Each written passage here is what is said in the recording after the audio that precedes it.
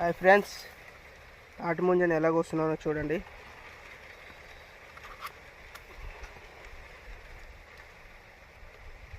Two 2024లో ఇదే మొదటి ముంజ. మనం కోసుకొని తింటే అది ఒక ఫీల్ వేరే. తాటి ముంజ వల్ల మనకు ఎండాకాలం మంచి సలవ ఉంటుంది.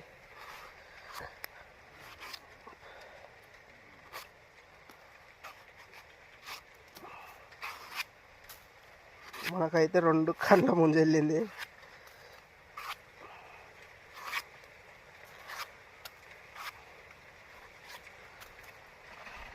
చూడండి ఫ్రెండ్స్, మనకు 2 కండ్ల ముంజ వెళ్ళింది.